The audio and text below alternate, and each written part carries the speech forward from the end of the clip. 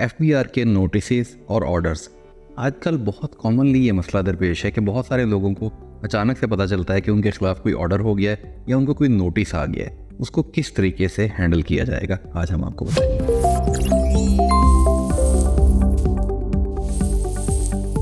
FBR एक mechanism के तहत काम करता है। एफबीआर के पास जब भी कोई इन्फॉर्मेशन आती है वो उस इन्फॉर्मेशन की बेस पे आपको शो कॉज नोटिस इशू करता है। उस शो कॉज नोटिस के इशूएंस के बाद आपके खिलाफ ऑर्डर पास किया जाता है। अब ये बहुत दफ़ा होता है चूँकि शो कॉज नोटिस की सर्विस के मैकेनिज्म डिफरेंट हैं, जिसमें ई सर्विस ज़्यादातर इनकम टैक्स के केसेस में की जाती है और सेल्स टैक्स के केसेस में फिजिकल सर्विस ऑफ नोटिस की जाती है। अब अक्सर औकात ये होता है कि आप लोगों ने अपने एड्रेस अपडेट नहीं किए हुए होते। जब आपके एड्रेस अपडेट नहीं होते तो आपको नोटिस की प्रॉपर सर्विंग नहीं होती।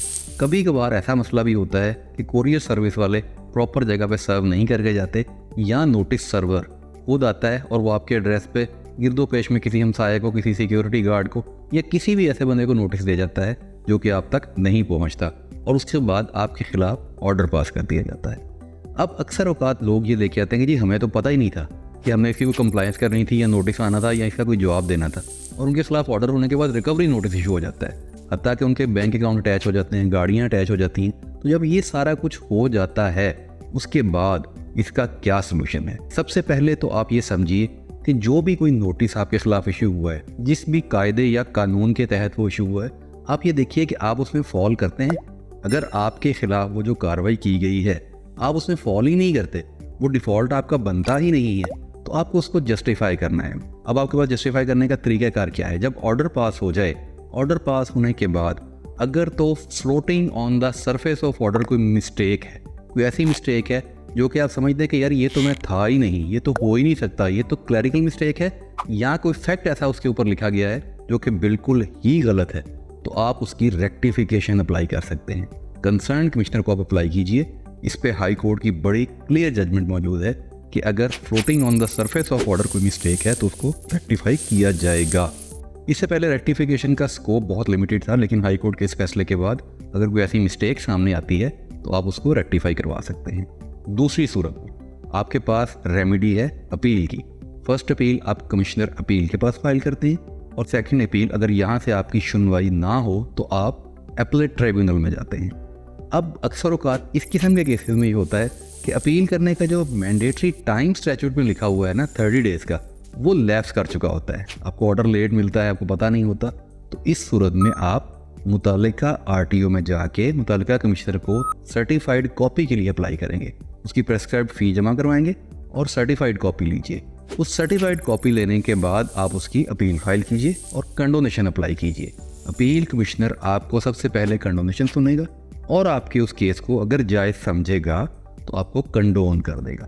कंडोनेशन के बाद आप अपना मामला उनको बताइए और प्रॉपर लीगल ग्राउंड्स और फैक्चुअल ग्राउंड दोनों तरीके से अपने केस को डिफेंड कीजिए।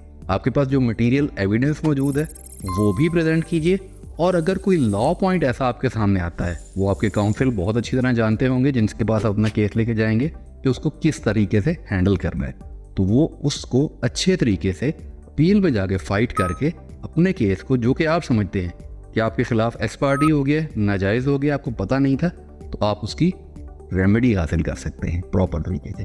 देखिए, एक्स पार्टी ऑर्डर वैसे भी इलीगल ऑर्डर है, क्योंकि आपका जो आइन है पाकिस्तान का, वो किसी को भी कंडेम्ड अनहर्ड करने की इजाज़त नहीं देता। आपको proper opportunity of being heard दी जाती है, उसके बाद आपके खिलाफ फैसला किया जाता है।